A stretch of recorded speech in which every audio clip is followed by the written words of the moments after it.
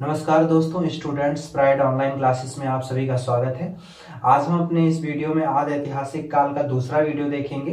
इससे पहले हमने फर्स्ट पार्ट में देखा था कि जो आदि ऐतिहासिक काल है उसमें हमने सिंधु घाटी सभ्यता और वैदिक संस्कृति को पढ़ा था।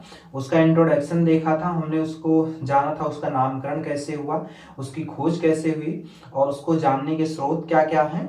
इन सब चीज़ों के बारे के बाद पढ़ने के बाद अब हम देखेंगे जो महत्वपूर्ण स्थल। सबसे पहला टॉपिक हमने सिंधु घाटी सभ्यता उठाया है।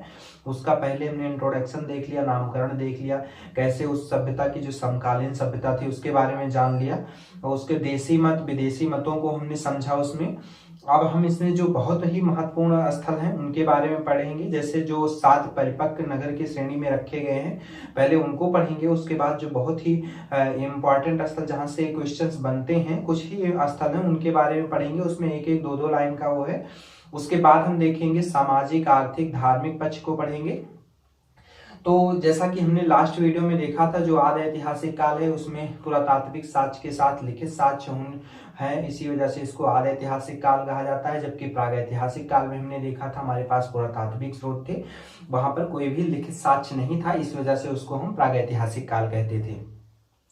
तो आदि ऐतिहासिक काल में जो लिखित साक्ष्य है उसको पढ़ा नहीं जा सका है, इस वजह से इसको आदि ऐतिहासिक काल कहते हैं। जब हम ऐतिहासिक काल पढ़ेंगे तो उसमें हमारे पास लिखित साक्ष्य भी हैं और पुरातात्विक साक्ष्य हैं। जो लिखित साक्ष्य हैं उसको पढ़ा भी गया है और इसमें हम देखेंगे सबसे पहले सिंधु घाटी सभ्यता को पढ़ेंगे। सिंधु घाटी सभ्यता में हमने पहले इंट्रोडक्शन देख ही लिया है और जब सिंधु घाटी सभ्यता में हम इसके 7 नगर हैं जिनको जो बहुत ही परिपक्व अवस्था में पाए गए हैं, इस वजह से इनको नगरों की श्रेणी में रखा गया है।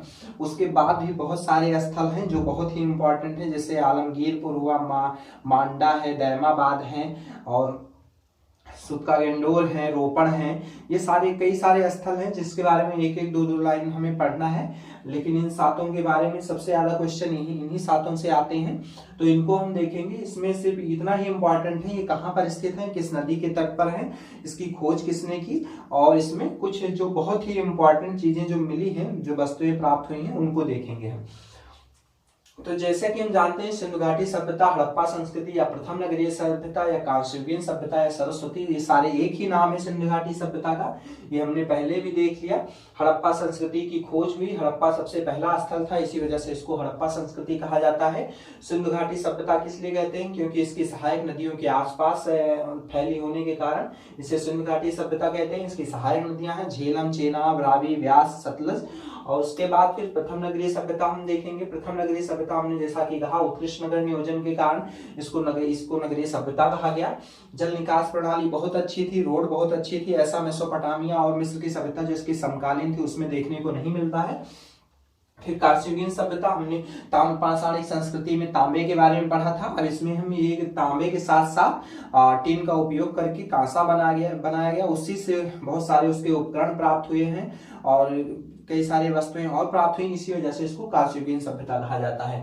सरस्वती सभ्यता, जैसा कि आजादी के बाद सबसे ज्यादा जो स्थल हैं वो सरस्वती नदी के आसपास खोजे गए। घग्गर नदी के, जिसको घग्गर नदी कहते हैं, हक्कड़ नदी कहते हैं, उसके आसपास होने की वजह से इसको सरस्वती सभ्यता भी कहा जाता है। सबसे पहला स्थल खोजा गया था हड़प्पा, जिसको जॉन मार्शल के नेतृत्व में दयाराम सैनी ने 1921 में मॉन्टगोमरी जिला, जिसको आधुनिक साहिवाल कहते हैं, अभी ये पंजाब में स्थित है। पंजाब में आधुनिक पाकिस्तान में है, जो कि भारत का ही पार्ट है पाकिस्तान, और एक पंजाब पाकिस्तान में है, एक भारत में है। तो वहां के पंजाब में मिला था ये, जिसको आधुनिक साहिवाल के नाम से यहाँ रावी नदी के बाएं तट पर था। ये बहुत इंपॉर्टेंट है, कई बार लोग गलती कर देते हैं, सिंधु घाटी सभ्यता होने की वजह से इसको सिंधु नदी समझ लेते हैं, लेकिन ये रावी नदी के बाएं तट पर स्थित था। हड़प्पा सभ्यता के महत्वपूर्ण नगर स्थल, वर्तमान में लगभग 1500 स्थलों की खोज हो चुकी है, लेकिन उसमें सभी स्थलों को हम नहीं पढ़ सकते। जो बहुत ही इंपॉर्टेंट स्थल है जिससे क्वेश्चंस बनते हैं उसी के बारे में हम पढ़ेंगे। तो जैसा कि हड़प्पा दयाराम सैनी द्वारा 1921 ईस्वी पाकिस्तान पंजाब मॉन्टगोमरी जिले रावी नदी के बाएं तट पर स्थित है। नगर 2 भागों में, जो हड़प्पा नगर है, सबसे पहला नगर हम पढ़ रहे हैं हड़प्पा, ये सबसे पहले खोजा गया स्थल था। यहाँ से बहुत सारी चीजें नष्ट हो गई, क्योंकि यहाँ से जो ईंटें चुराई गई उससे बहुत सारी चीजें नष्ट हो गई। तो जैसा कि ये मोंटगोमरी जिले में है, आधुनिक साहिवाल में रावी नदी के बाएं तट पर स्थित है। इसको दयाराम सैनी ने 1921 में खोजा था। उसके बाद माधव स्वरूप वत्स जो है इनके सहायक थे, इन्होंने फिर इसका उत्खनन कार्य किया। तो जैसा कि दयाराम सैनी और माधव स्वरूप वत्स को याद करने की जरूरत नहीं, बस वो इनके सहायक के रूप में काम कर रहे थे वो। तो 1921 में पाकिस्तान पंजाब मोंटगोमरी जिले रावी नदी के बाएं तट पर स्थित है। नगर दो भागों में विभक्त था। जो नगर खोजा गया दो भागों में विभक्त था। एक पश्चिमी दुर्ग था, जो पश्चिमी दुर्ग था वो ऊपर स्थित था, और जो निचला दुर्ग है वो नीचे स्थित था। ये एक टीले पर बना हुआ था पश्चिमी दुर्ग, और इसको एक रक्षा प्राचीर से घेरा गया था। तो ये यहाँ पर क्या हुआ, यहाँ पर प्रशासनिक वर्ग के साथ साथ पुरोहित आवास थे, प्रशासनिक थे, पुरोहित आवास थे। यहीं पर सभा भवन थे, विद्यालय महाविद्यालय पाए गए हैं। जैसा कि हम देखेंगे मोहनजोदाड़ो में यहाँ से बहुत सारी चीजें नष्ट हो गई, इसी वजह से उनके साक्ष्य नहीं मिल पाए। तो यहाँ पर ये पुरोहित वर्ग और प्रशासनिक वर्ग रहता था, जबकि यहाँ पे जो निचला नगर था वहां पे जन सामान्य लोग रहते थे। इसका जो पश्चिमी भाग है वो दुर्ग से रक्षा प्राचीर से घिरा हुआ है। इसको मार्टिमर व्हीलर ने 1946 में इस रक्षा प्राचीर पे काम किया। उन्होंने इसको खोजा और इसका नाम दिया माउंट एबी टीला नाम दिया इसको, जो ये पश्चिमी भाग है। और इसके ऊपर एक टीला जो पाया गया जो एफ टीला के नाम से, जिसको एफ टीला नाम दिया गया। एफ टीला ये माउंट मार्टिमर व्हीलर ने दिया था, ये चीज याद रखना। इसकी जो दीवार रक्षा प्राचीर है ये 12 मीटर ऊंची है, और ये अंदर से क्या है, अंदर से कच्ची ईंटों से था। इसके जो अंदर लगी हुई थी रक्षा प्राचीर की वो कच्ची ईंटों से था, और जो बाहर था वो अंदर जो था वो कच्ची ईंटों से था इस रक्षा प्राचीर का, और बाहर का ईंट जो था वो कच्ची ईंट थी। बाहर की कच्ची ईंट थी, अंदर से पक्की ईंट की। तो ये चीजें नहीं पूछा जाता कच्ची पक्की, बस ये है कि ये रक्षा प्राचीर से घिरा हुआ था। इसमें दो मुख्य द्वार होते थे, कई में 2 से 3 भी हैं, जैसे धौलावीरा में है। तो यहाँ पर एक उत्तर और दक्षिण में दक्षिण दिशा में 2 मुख्य द्वार थे। और उसके बाद ये पूर्वी निचला नगर जो था, यहाँ पे जन सामान्य लोग रहते थे, जैसे जो मनके बनाने वाले थे या फिर और कारीगर जो थे वो यहाँ पर रहते थे। ये जो रक्षा प्राचीर है, ऐसा कहा गया कि ये बाढ़ से या फिर बाह्य आक्रमण से बचने के लिए इसको रक्षा प्राचीर से घेरा गया था। तो माउंट एबी इसको मार्टिमर व्हीलर ने नाम दिया। मार्टिमर व्हीलर ने ही इस पे काम किया था, इसका उत्खनन कराया था 1946 में। तो ये चीजें आप एफ टीले पे कुछ ऐसी चीजें मिली हैं जिसके बारे में देखेंगे। एक अन्नागार मिला है, 12 श्रमिक आवास मिले हैं। 12 श्रमिक आवास किसे 6 यानी 6 के पंक्ति में है। 1 2 3 4 5 6, फिर 1 2 3 4 5 ऐसे 12 श्रमिक आवास मिले हैं। 18 यहीं पर 18 वृत्ताकार चबूतरे मिले हैं। ऐसा माना जाता था कि यहाँ आटा पीसने का या फिर अनाज पीसने का, कूटने का काम होता था और इन वृत्ताकार चबूतरों में। और उसके बाद फिर यहाँ पे जौ के और गेहूं के साक्ष मिले हैं। गेहूं और जौ का साक्ष कहाँ से मिला है, इन्हीं वृत्ताकार चबूतरों से। तो यहाँ पे बैलगाड़ी का भी साक्ष मिला है। ये चीजें एफ टीले से प्राप्त हुई, जो बहुत ही इंपॉर्टेंट है। उसके बाद यहाँ की जो मोहरें थी वो पत्थर की बनी मोहरें थी, आयताकार मोहरें थी, पत्थर की भी बनी मोहरें मिले हैं। बाकी सेल खड़ी से मोहरें बनती थी, मिट्टी से भी बनाए जाते थे। तो पत्थर की बनी मोहरें यहाँ से मिली है, आयताकार मोहरें मिली हैं। सर्वाधिक सबसे इंपॉर्टेंट ये है कि सर्वाधिक अभिलेखीय युक्त मोहरें कहाँ से मिली, हड़प्पा से प्राप्त हुई हैं। जबकि सबसे ज्यादा मोहरें अगर संख्या में देखी जाए तो मोहनजोदड़ो से प्राप्त हुई, अराउंड 1200 के आसपास। तो ये सर्वाधिक अभिलेख युक्त मोहरें, जिस पर अभिलेख लिखा है, जिसको पढ़ा नहीं जा सका है, ये तो मोहरें हड़प्पा से प्राप्त हुई हैं। मुद्रा पे गरुड़ चित्र है, ऐसे भी मोहरें मिली जिसपे गरुड़ चित्र है। यहाँ से लिंग योम योनि का पाषाण प्रतीक मिला है। वहां इस समय शिव की पूजा होती थी, इस वजह से इसको भी माना जा सकता है। मातृ देवी की मूर्ति मिली है, उर्वरकता की देवी। एक मूर्ति पाई गई है जिसके पेट से पौधे को निकलते हुए दिखाया गया है। तो ऐसा माना गया कि उर्वरकता की देवी रही होंगी या मातृ देवी, जिनकी पूजा होती होगी उस समय। फिर शंख का बना बैल मिला है। शंख से बना बैल कहाँ से मिला है, हड़प्पा से मिला है। तांबे की इक्का गाड़ी यहाँ से मिली है, जैसा कि हम बैलगाड़ी है वही तांबे की इक्का गाड़ी यहाँ मिली है। कांसे का दर्पण मिला है यहाँ पे। उसके बाद एक बर्तन पर मछुआरे का चित्र है। यहाँ पे मछली का चित्र देखेंगे यहाँ पर, और यहाँ पे एक बर्तन पे मछुआरे का चित्र है। फिर कांसे मछली का चित्र इसमें है सैलोथल में। उसके बाद कांसे से बना हिरण का पीछा करते कुत्ते की मूर्ति है। पासा मिला है, उसमें पासे बांट बनाए जाते थे। और उसके बाद एक ताम्र तुला मिला है, तराजू जिसको बोलते हैं। लाल बलुआ पत्थर से बना पुरुष धड़ मिला है, ये बहुत इंपॉर्टेंट है।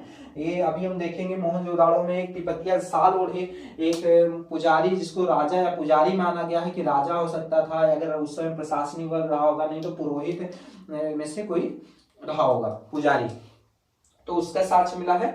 R37 कब्र मिली है, एच गब्रगा संस्कृति इसी को यहीं से मिली है। इसके बारे में भी R37 कब्र सबसे इंपॉर्टेंट है, इसको याद रखना। R37 कब्र कहां से मिली? यहीं से मिली है। R37 कब्र पश्चिमी भाग से मिली है R37 कब्र। उसके बाद स्टुअर्ट पिगट ने इसे अर्ध औद्योगिक नगर कहा था। प्रसाधन केस मिला है, बांधने के लिए इसमें जोड़ा था, ये सब चीजें थी। तो स्टुअर्ट पिगट ने अर्ध औद्योगिक नगर किसे कहा है? तो वो कहा है हड़प्पा को कहा है। इसलिए क्योंकि यहाँ पर श्रमिक आवास पाए गए हैं, 12 श्रमिक आवास मिले हैं, अन्नागार मिले हैं, वृत्ताकार चबूतरे मिले थे, गेहूं जौ का साक्ष्य मिला था। तो इसी वजह से इसको अर्ध औद्योगिक नगर कहा गया था। इसके बाद ये चीजें होंगी हड़प्पा में इतना, बाकी से बहुत सारी चीजें ऐसा नहीं मिल पाई जो नष्ट हो गई हैं इससे, क्योंकि यहाँ से जब ईंटें निकाल ली गई तो बहुत ही मुश्किल से इसके बारे में साथ। फिर अगला जो नगर पढ़ेंगे हम मोहनजोदाड़ो, ये बहुत ही इंपॉर्टेंट है, ये सबसे इंपॉर्टेंट यही है। तो इसमें हम देखेंगे पाकिस्तान के सिंध प्रांत में लरकाना जिला है, वो वहीं से सिंधु नदी के दाएं तट पर स्थित है। ये रावी नदी के बाएं तट पर है, ये सिंधु नदी के दाएं तट पर है। राखलदास बनर्जी ने 1922 में इसकी खोज की थी। सर्वाधिक जनसंख्या वाला नगर है, अराउंड 45,000 लोग रहते हैं, 45,000 के आसपास लोगों की जनसंख्या थी, ऐसा माना गया है। फिर मृतकों का टीला, प्रेतों का टीला, स्तूप टीला, सिंधु का भाग इसे कहते हैं, मृतकों का टीला या प्रेतों का टीला। यहाँ से नरकंकाल मिलने की वजह से इसको ऐसा कहा गया। फिर स्तूप टीला, यहाँ पर किसी राजा ने स्तूप बनवाए थे बाद में चल के। तो सिंधु का भाग इसे कहते हैं। क्षेत्रफल की दृष्टि से हड़प्पा सभ्यता का दूसरा सबसे बड़ा नगर है। सिंधु क्षेत्रफल की दृष्टि से हड़प्पा सभ्यता का सबसे बड़ा दूसरा नगर यही है। और उसके बाद फिर स्टुअर्ट पिगट ने हड़प्पा व मोहनजोदड़ो को सिंधु सभ्यता की जुड़वा राजधानी का है, बहुत इंपॉर्टेंट है, पूछा भी गया है कई बार। नगर 2 भागों में विभाजित था, ये भी 2 भागों में विभाजित था, ये भी, लेकिन इसमें दोनों जो दुर्ग है, निचला नगर है, दोनों को रक्षा प्राचीर से घेरा गया था। जो पश्चिमी टीला है वहां से बहुत ही इंपॉर्टेंट चीजें, जैसे पुरोहित आवास यहाँ भी था, सभा भवन थे, महाविद्यालय था, यहाँ से मिला है। अन्नागार मिला है, जो एक बहुत बड़ी संरचना मानी गई है। सबसे बड़ा अन्नागार अगर देखा जाए तो यही मिला है, ये अराउंड 45 इंटू 15.23 के अराउंड मीटर में था। 45 इंटू 53 इंटू 15.23 इतने। अन्नागार मिला हड़प्पा सभ्यता की सबसे बड़ी इमारत है। ये कोई नहीं पूछेगा कितना चौड़ा था, कितना लंबाई था, बस इतना सबसे बड़ा संरचना अन्नागार यहाँ से भी मिला है, लेकिन ये बहुत ही बड़ा अन्नागार था अपने आप में। उसके बाद बृहद स्नानागार मिला है, जो सबसे बड़ा स्नानागार, ये अपने आप में एक आश्चर्यजनक माना गया है। इसको जॉन मार्शल ने एक आश्चर्यजनक के रूप में कहा है तत्कालीन इसको, बृहद स्नानागार, जो बहुत ही बड़ा था।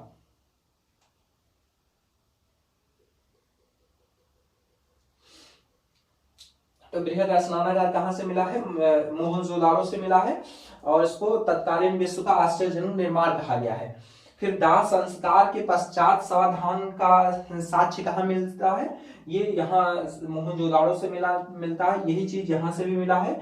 तो पहले दाह संस्कार जलाया गया, मतलब दाह संस्कार किया गया, उसके बाद उसके अवशेषों को कब्र में या फिर कहीं पर ऐसे दफना दिया गया।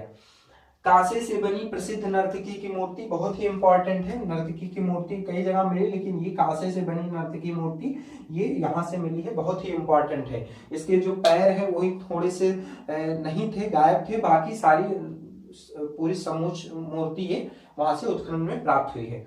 तो कांसे से बनी प्रसिद्ध नर्तकी की मूर्ति यहाँ से मिली। कांसे से भैंस मिले हैं, भेड़ की मूर्ति मिली है, लेकिन सबसे इंपॉर्टेंट यही है जो नर्तकी की मूर्ति मिली है ये।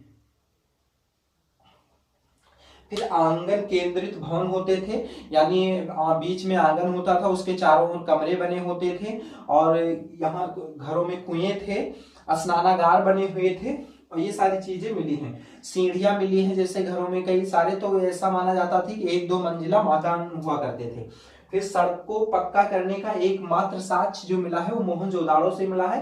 पूरी हड़प्पा सभ्यता में से मोहनजोदाड़ो एक ऐसा स्थल था जहां सड़क को पक्का किया गया था। फिर सर्वाधिक संख्या में मोहरें मोहनजोदड़ो से मिली हैं। यहाँ अभिलेखीय मोहर मिली है हड़प्पा से, जबकि यहाँ पे सर्वाधिक मोहरें कहाँ से मिली है? मोहनजोदड़ो से। अराउंड 1200 के आसपास मोहरें यहाँ पे मिली हैं। फिर सूती कपड़े का साच यहाँ से मिला है, एक चाकू को इसमें लपेट के रखा गया था। फिर चांदी का एक फूलदान मिला है। सूती कपड़े का साच कहाँ से मिला? ये बहुत ही इंपॉर्टेंट है, पूछा जाएगा। चांदी का बना फूलदान मिला है। चांदी और तांबा ये सारी चीजें धातुएं उस समय प्रचलन में थी, जबकि लोहे को छोड़ के बहुत सारा सोना भी प्रचलन में था, चांदी थी, शीशा था, ये सारी धातुएं प्रचलन में थी। सिर्फ लोहे का ज्ञान 1000 ईसा पूर्व में होता है। अतरंजी खेड़ा, एटा जिला अतरंजी खेड़ा से उसके साक्ष्य मिले थे। तो उत्तर वैदिक काल में जब हम प्रवेश करेंगे तो वहां पर इस मिलता है, और वहीं से देखेंगे हम आर्थिक सामाजिक और दृष्टिकोण से बहुत बड़ा बदलाव आता है। जब वो मिलता है उससे क्या होता है, खेती में बहुत ज्यादा सुधार आ जाता है। तो वो सारी चीजें देखेंगे बाद में जब हम उत्तर वैदिक काल पढ़ेंगे। फिर यहाँ पर देखेंगे मोहरों, चांदी का बना फूलदान, मोहरों पर अंकन था। पशुपति महादेव का अंकन, ऐसा माना गया कि बीच में समाधि में बैठे हैं, और उसके बाद उनके आसपास जानवर हैं, जिसमें हिरण नीचे बैठा हुआ है 2, उसके बाद एक गैंडा है, बैल है, ये सारी चीजें थी। सिर्फ गाय का साक्ष्य नहीं मिला है, यहाँ से गाय का साक्ष्य कहीं से नहीं मिला है। फिर उसके बाद एक श्रृंगी बैल का साक्ष्य था। मोहरों पर नाव का चित्र अंकित मोहरें मिली हैं। तो मोहरे पशुपति महादेव, एक श्रृंगी बैल, नाव का चित्रित अंकन है। एक श्रृंगी पशु का साक्ष्य मिलता है, जिसको शायद गैंडा के रूप में देखा जाएगा, हम आगे पढ़ेंगे। यहाँ पे धौलावीरा में वो मिलता है। फिर उसके बाद दाढ़ी वाले तिपतिया साल ओढ़ी पुजारी की मूर्ति प्राप्त होती है, बहुत ही इंपॉर्टेंट है। एक नर्तकी, कांसे की नर्तकी की मूर्ति, और एक तिपतिया साल ओढ़े, उस पर कढ़ाई हो रखा है, साल ओढ़ रखा है, हल्की हल्की दाढ़ी है, तो वो चीजें उसको राजा या पुजारी माना गया है। फिर स्वास्तिक चिन्ह मिला है, शुभ लाभ, जो जिसको आप जानते हैं। 5 बेलनाकार मोहरें मिली हैं, मेसोपोटामिया की मोहरें मानी गई हैं। जो मेसोपोटामिया है वहां पे बेलनाकार मोहरों का प्रयोग होता था।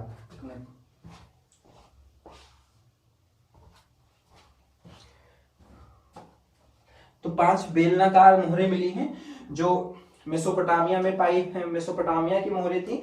तो ऐसा व्यापार रहा होगा, वहां से सामान आते जाते रहे होंगे, इस वजह से पाया गया होगा।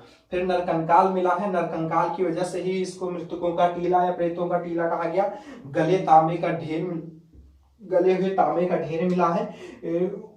गले तांबे का ढेर से पता चलता है कि यहाँ पर उद्योग स्थल रहा होगा कोई। आटा चक्की यहाँ मिली है, और भी कहीं जगह मिली है, इस वजह से ये इंपॉर्टेंट नहीं है। जो चीजें कॉमन है सब में, कई जगह, वो इंपॉर्टेंट नहीं, वो पूछा नहीं जाता है। जो कॉमन नहीं है, जैसे यहाँ पे नर्तकी की मूर्ति और कहीं नहीं मिली, इस वजह से ये पूछा जाएगा। दाढ़ी, ये पुजारी जो है दाढ़ी वाले तिपतिया सालोड़ी, इनके बारे में पूछा जाएगा। फिर पाकिस्तान में ये जैसा कि शंख पे बना बैल कहीं नहीं मिला है। मात्र देवी की उर्वरकता देवी की मूर्ति यहाँ हड़प्पा से मिली है। तो ऐसे ही वही चीजें पूछी जाएंगी जो कॉमन नहीं। जैसे अब ये आटा की चक्की और भी जगह मिली है, इस वजह से ये उतना इंपॉर्टेंट नहीं है। फिर राजपथ, राजमार्ग मिला है, जो कहीं नहीं मिला है, इंपॉर्टेंट है। 10 मीटर चौड़ा राजमार्ग है। जल निकास प्रणाली बहुत ही अच्छी थी यहाँ पे पक्की नाली के साक्ष्य मिले हैं, और एल प्रकार की ईंटें यूज की गई होंगी, शायद कोना बनाने के लिए नालियों का, या फिर और भी उपयोग के लिए। और हम देखेंगे लोथल एक ऐसी जगह है जहाँ जो सड़कें हैं उस पे दरवाजे खुलते हैं, बाकी सब जगह जो दरवाजे हैं गली में ही खुलते हैं, और सिर्फ लोथल ऐसी जगह है जहाँ दरवाजे मेन सड़क पे खुल रहे हैं। राजपथ राजमार्ग जो उन पे। जल निकास प्रणाली, मैन होल जगह जगह है। सेल खड़ी का बाट है। कुम्हार के 6 भट्ठे मिले हैं। हाथी का कपाल खंड यहाँ से मिला है। हाथी का दांत यहाँ से मिलेगा, अभी हम देखेंगे। हाथी का कपाल खंड यहाँ से मिला है मोहनजोदाड़ो से। अब ये मोहनजोदाड़ो में ये इतना इंपॉर्टेंट था, इससे ज्यादा कुछ भी नहीं पूछा जाएगा। और इसके बाद हम देखते हैं चनहूदड़ों को, जो पाकिस्तान के सिंध प्रांत में सिंध नदी तट पर एनजी मजूमदार द्वारा 1931 ईस्वी में इसको खोजा गया था। यह पूर्वी भाग दुर्ग एवं पश्चिमी भाग जिसको नगर बोलते हैं, दोनों ही रक्षा प्राचीर से घिरा नहीं है। यहाँ पर एक रक्षा प्राचीर से घिरा था हड़प्पा में, मोहनजोदाड़ो में दोनों रक्षा प्राचीर से घिरे हुए थे। अब चनहूदड़ो में कोई सभी रक्षा प्राचीर नहीं है, न दुर्ग में है न नगर में है। इस तरह भी कह सकते हैं कि दुर्ग का अभाव था, ऐसा भी बोल सकते हैं कि दुर्ग का अभाव कहाँ था, ऐसा पूछा जाए तो वो चनहूदड़ो में था, जबकि दुर्ग नगर दोनों अलग अलग थे, लेकिन ऐसा वहां पे कोई रक्षा प्राचीर नहीं था। तो यहाँ पूर्वी भाग और पश्चिमी भाग दोनों ही रक्षा प्राचीर से नहीं घिरे थे। मनके, सीप, मुद्रा बनाने की कारखाने कहाँ थे, यो चनहूदड़ो में। यहाँ मनके का कारखाना कहाँ मिला है, तो सबसे पहले चनहूदड़ो में मिला था। फिर एकमात्र स्थल जहां से वक्राकार ईंटें मिली हैं, बहुत ही इंपॉर्टेंट है, यहाँ पे चतुर्भुजाकार ईंटें मिलती हैं मोहनजोदाड़ो से, वहां पर वक्राकार ईंटें मिली हैं। फिर यहाँ से झूकर झांगर संस्कृति के साक्ष्य मिले हैं, अवशेष मिले हैं। यहाँ पर झूकर झांगर संस्कृति जो हड़प्पा की प्रवृत्ति था। फिर उसके बाद अलंकृत हाथी का साक्ष्य मिला है और खिलौने भी मिले हैं, और भी खिलौने मिले हैं। तो ये इंपॉर्टेंट है। अलंकृत हाथी का साक्ष्य कहाँ से मिला है, चनहूदड़ो से मिला है। सौंदर्य प्रसाधन का सामान मिला है, लिपस्टिक, कंघा, इत्र आदि को था। यहाँ पे भी प्रसाधन केस था, केस मिला, प्रसाधन केस जिसमें रखा जाता था। और यहाँ पे ये चीजें सामान मिले हैं सौंदर्य प्रसाधन के। फिर बिल्ली का पीछा करते हुए कुत्ते का पदचिन्ह मिला है, बहुत ही इंपॉर्टेंट है ये चीज। जैसे जो ईंट सुखाने के लिए बिछाई गई होंगी, उस पे जब पीछा कर रहा होगा तो उसके पंजे के निशान पड़ गए और वहीं पर उसकी ईंट की रखे होने की वजह से उस पर वो निशान आ गए। तो इसी वजह से बिल्ली का पीछा करते हुए कुत्ते के पदचिन्ह कहाँ मिले हैं, चनहूदड़ो से मिले हैं। बाढ़ का साक्ष्य मिला है चनहूदड़ो से। मोहरे एक मुद्रा पर 3 घड़ियाल एवं 2 मछलियों का अंकन है, चनहूदड़ो से, इंपॉर्टेंट है। यहाँ पर जैसा कि हमने देखा था, एक श्रृंगी बैल, नाव का चित्र अंकित था, महादेव का चित्र अंकित था जो बीच में बैठे हुए हैं, उनके आसपास जानवर हैं। तो बाढ़ का साक्ष्य वहां से मिला। मोहरे एक मुद्रा पर 3 घड़ियाल और 2 मछलियों का अंकन मिला है। 4 पहिया वाले गाड़ी का साक्ष्य मिला है, यहाँ पे 4 पहिया गाड़ी का साक्ष्य मिला है। इक्का गाड़ी जैसे बनाया हुआ देखेंगे आप जब एनसीईआरटी पढ़ेंगे तो उसमें बना हुआ भी है। फिर उसके बाद यहाँ प्राक हड़प्पा और उत्तर हड़प्पा का साक्ष्य मिला है। फिर लोथल में आ जाते हैं, इसमें इतना ही चीज इंपॉर्टेंट है। वक्राकार ईंटें बहुत ही इंपॉर्टेंट, अलंकृत हाथी हो गया, सौंदर्य प्रसाधन का केस ये मिला है, इंपॉर्टेंट है। बिल्ली का पीछा करते हुए कुत्ते के पदचिन्ह मिले हैं। बाढ़ का साक्ष्य यहाँ भी मिला है। मोहनजोदाड़ो में जॉन मार्शल ने कहा था 7 बार बाढ़ आई है। यहाँ पे जॉन मार्शल ने कहा था कि मोहनजोदाड़ो में 7 बार बाढ़ आई है, 7 बार बाढ़ से डूब गया था ये।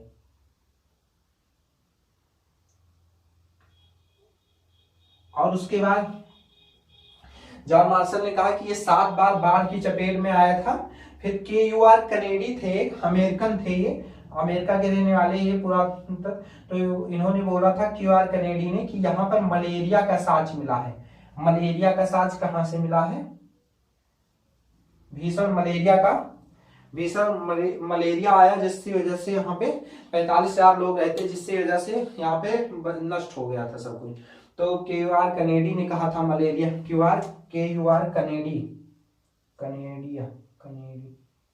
कनेडी।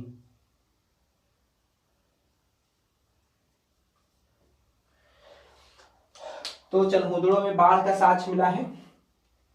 फिर अब आ जाते हैं प्राक हड़प्पा उत्तर हड़प्पा, तीनों का यहाँ पे मिला है साक्ष्य चनहूदड़ो से। अब आ जाते हैं, और ऐसा क्यों मिला है आप देख लिए, यहाँ पे कारखाने हैं, ये झूकर जागर संस्कृति का अवशेष मिला है।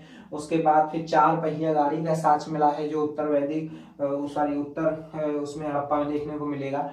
तो लोथल में आ जाते हैं। लोथल में देखेंगे गुजरात, अहमदाबाद, भभुआ नदी तट पे खंबात की खाड़ी में स्थित है। डॉक्टर रंगनाथन राव ने, जिनको SR राव के नाम से जाना जाता है, 1954 में इसकी खोज की थी, 1953-54 में। फिर पश्चिमी टीला व पूर्वी भाग एक ही रक्षा प्राचीर से घिरा है।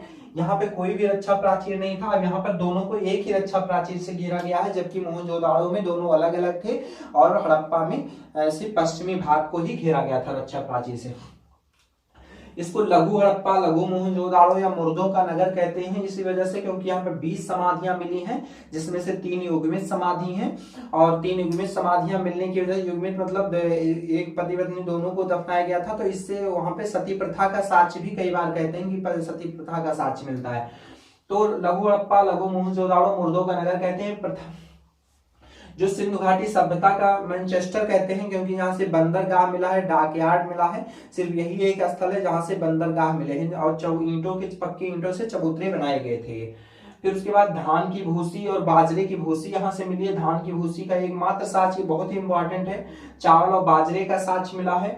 फारस की मोहरें मिली है। एक मोहर पे 2 राक्षसों का, 2 मुख वाले, 2 मुख राक्षसों के अंकित है, इस वजह से उसको फारस में, जैसा कि ये सिक्का चलता था, इसी वजह से इसको फारस की मोहरें कहा गया। हो सकता है व्यापार की वजह से आया होगा। फिर वृत्ताकार, वर्गाकार, अग्निकुंड का साक्ष्य यहाँ से मिलता है। आटा पीसने की चक्की मिली, आटा पीसने की चक्की यहाँ से भी मिली थी, आटा चक्की। फिर शतरंज का बोर्ड, आधुनिक में जो शतरंज होता है उसके बोर्ड मिले, बहुत ही इंपॉर्टेंट है। 3 युग में समाधियां, 20 समाधियों का साक्ष्य मिला, इसी जिसकी वजह से इसको मुर्दों का नगर कहा गया है।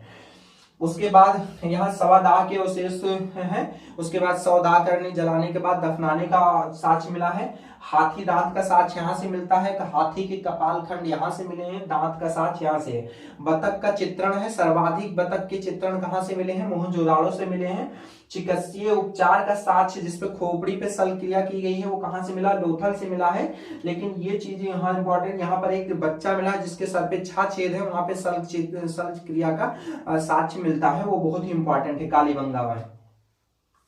उसके बाद फिर ये एकमात्र हड़प्पा खोपड़ी में शल्य क्रिया का साथ मिला। उत्तर हड़प्पा सभ्यता स्थल था। उत्तर हड़प्पा सभ्यता स्थल ये था।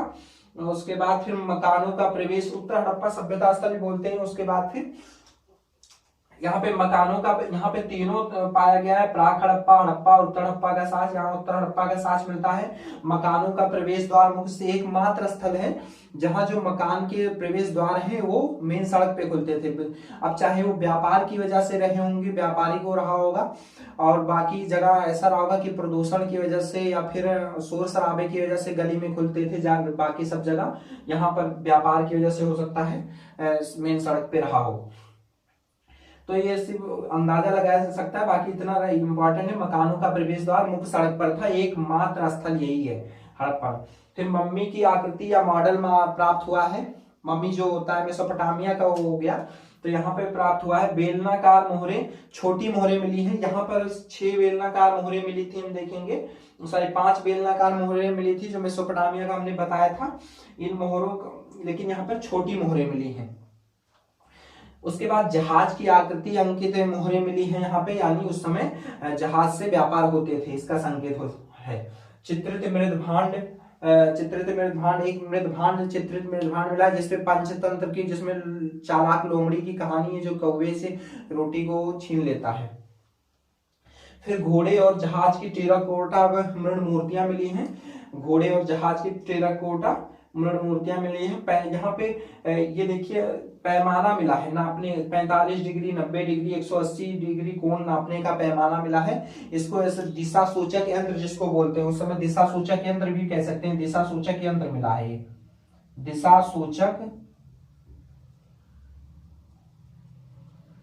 सूचक यंत्र की प्राप्ति हुई।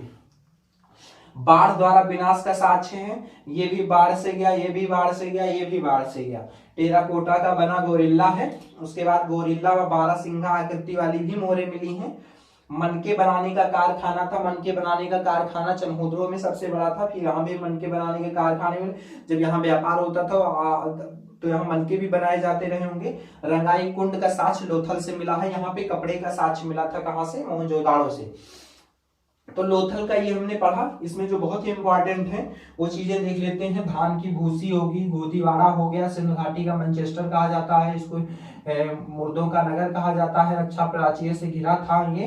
फिर यहाँ पर फारस की मोहरें मिली हैं, बहुत ही इंपॉर्टेंट है। चावल बाजरे का साक्ष्य, शतरंज का बोर्ड, 3 युग में समाधियां, यहाँ पे सती प्रथा जिसको बोलते हैं, सती प्रथा का साक्ष्य कहाँ से मिला है? कई कहाँ सती प्रथा का साक्ष्य मिलता है यहाँ पे, जिसको बोला गया है 3 युग में समाधियों की वजह से 20 समाधियां एक साथ यहाँ मिली थी, उसमें से 3 युग में समाधि है। सवा दाह के बाद और शेष दफनाने का साक्ष्य यहाँ से भी है, यहाँ से भी है।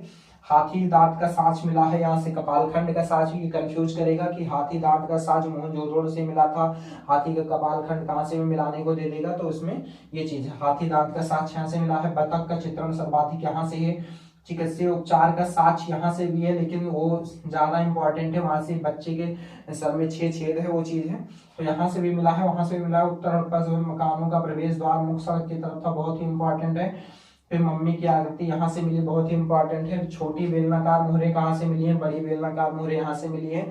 चित्रित निर्माण जो है पंचतंत्र की कहानियां, लोमड़ी चालाक लोमड़ी की कहानी, दिशा सूचक यंत्र कहाँ से मिला है, यहाँ से मिला है।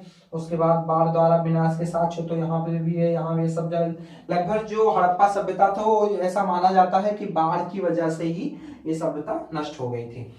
फिर उसके बाद टेराकोटा मनके बनाने का कारखाना था, रंगाई कुंड था, ये सारी चीजें ये इंपॉर्टेंट है। फिर आ जाते हैं अब हम धौलावीरा पे। धौलावीरा जो है गुजरात कच्छ के रण में स्थित है। धौलावीरा ऐसा माना जाता है कि ये सबसे बड़ा स्थल है भारत में, जबकि अब राखी गढ़ी को माना गया है भारत में सैंधव सभ्यता का सबसे बड़ा स्थल माना गया है। अब राखी गढ़ी को माना गया है, राखी गढ़ी सबसे बड़ा स्थल है। तो अब ये धीरे धीरे तो घटते बढ़ते रहते हैं क्षेत्रफल के हिसाब से, जैसे खोजें होते रहेंगे। धौलावीरा गुजरात कच्छ के रण में स्थित है। खोज जगपति जोशी जी ने की थी 1967-68 में, लेकिन जो इसका विस्तृत उत्खनन का कार्य है RS बिष्ट ने किया था 1990-91 में। धौलावीरा एकमात्र स्थल है जो 3 नगरों में विभक्त था, बहुत ही इंपॉर्टेंट है, 3 नगरों में विभक्त था और तीनों नगर दुर्गीकृत थे, दुर्ग मध्यम नगर थे।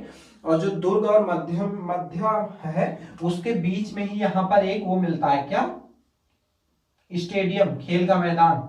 एकमात्र साक्ष्य है यहाँ पर स्टेडियम मिला, यहाँ गोदीवाला जैसे मिला था वहां स्टेडियम मिलता है। धौलावीरा का जल प्रबंधन उच्च कोटि का था, 16 से अधिक जलाशय का साक्ष्य मिला है। धौलावीरा का आकार आयताकार था। स्टेडियम का साक्ष्य यहाँ से मिला है। मनुष्य तथा पशुओं की मूर्ति नहीं मिली है, जैसे सब जगह मिली है, यहाँ पे बड़े मूर्तियां मिली हैं, यहाँ पे मिली हैं, लेकिन वहां पर नहीं मिला है कि मनुष्य पशु की मूर्ति से। मोहरे मिली हैं जिसपे घोड़े का अंकन है। फिर उसके बाद 10 बड़े अक्षर से निर्मित शिलालेख मिले वहां, यहाँ 26 अक्षर से निर्मित लेख मिले, लेकिन ये पढ़े नहीं जा सके। 26 अक्षर यहाँ पर थे और वहां पे 10 अक्षर की सबसे बड़े वो नेम प्लेट मिली है। तो ये 26 अक्षर यहाँ मिले हैं, वो एक ही नेम, लेकिन सबसे बड़ी नेम प्लेट जो 10 अक्षर की मिली है वहां मिली इकट्ठे। तो वो क्या है, वो पढ़े नहीं जा सके हैं। और उसके बाद फिर निर्माण में पत्थर का साक्ष्य धौलावीरा में मिलता है। एक श्रृंगी पशु के अंकन वाली मोहरे यहाँ पर मिलती हैं, शायद गैंडा का रहा होगा। क्षेत्रफल भारत में सैंधव सभ्यता का सबसे बड़ा स्थल है, भारत में सैंधव सभ्यता का सबसे बड़ा स्थल है क्षेत्रफल की दृष्टि से धौलावीरा, हालांकि अब राखी गढ़ी है। फिर कालीबंगा आ जाते हैं। और धौलावीरा ऐसा भी माना जाता है कि नवीनतम खोजा गया नगर था। आईवीसी इसमें आईवीसी की श्रेणी में विश्व धरोहर को यूनेस्को को भेजा है सरकार ने। तो ये सब बात की है, भारत सरकार ने प्रस्ताव भेजा इसको विश्व धरोहर यूनेस्को में शामिल करने के लिए। फिर कालीबंगा देखेंगे। धौलावीरा का अर्थ होता है सफेद जल, ऐसा कुछ होता है, श्वेत जल ऐसा। फिर कालीबंगा का अर्थ होता है काले रंग की चूड़ियां, ये फिर कालीबंगा आ जाएंगे। काले रंग की चूड़ियां, यहाँ से काले रंग की चूड़ियों का खोज हुआ था सर्वप्रथम, इसी वजह से इसको काले रंग की चूड़ियां कहा जाता है। और इसको एक इतावली, सबसे पहले तो इसको एक इतावली इंडोलॉजिस्ट थे और एक भाषाविद थे जिन्होंने सबसे पहले इस स्थल को देखा था, लेकिन इसको फिर बाद में अमलानंद घोष ने खोज की थी, इसको माना जाता है। तो उस समय एक इतावली वो थे, इंडोलॉजिस्ट थे, और इंडोलॉजिस्ट थे। उसके बाद फिर वो पियो और टेसीटोने ऐसे कुछ नाम था, भाषाविद थे। इन दोनों ने ही सबसे पहले खोजा था, लेकिन उनका नाम कहीं नहीं है। ये मेन अमलानंद घोष ने खोजा था 1952 ईस्वी में। हनुमानगढ़ जिले में गंगानगर घग्घर नदी के तट पर स्थित है। उत्खनन थे इसके बीके थापर और उसके बीवी लाल जोशी, ब्रिजवासी ब्रिजमोहन, दो लोग थे। तो 1961-69 ईस्वी में इन्होंने किया, खोजा था इसको। बीबी लाल को ही मेन माना जाता है, लेकिन बीके थापर भी इसमें शामिल थे।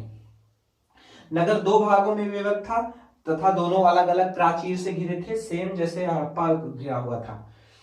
उसके बाद फिर यहाँ पे सबसे बहुत ही इंपॉर्टेंट है, यहाँ पे ये लकड़ी की नाली मिली है और कहीं नहीं मिली है, लकड़ी से बनी हुई नालियां मिली हैं। जुते खेत का साक्ष यहाँ से मिला है, बहुत ही इंपॉर्टेंट है। अलंकृत ईंटें कहीं नहीं मिली हैं, सिर्फ अलंकृत ईंटें कालीबंगा से ही मिली हैं और ये फर्श में उपयोग की गई थी। और यहाँ की जो कालीबंगा के भवन थे कच्ची ईंटों से बनाए, कच्ची ईंटों का प्रयोग किया गया था और सब जगह पक्की ईंटों का प्रयोग किया गया था। एकमात्र यह स्थल कालीबंगा जहाँ कच्ची ईंटों का भवनों में प्रयोग किया गया था बनाने में। अलंकृत ईंट का प्रयोग किया मिलता है यहाँ पर। ऊंट की हड्डी यहाँ से मिली है, बहुत ही इंपॉर्टेंट है चीजें।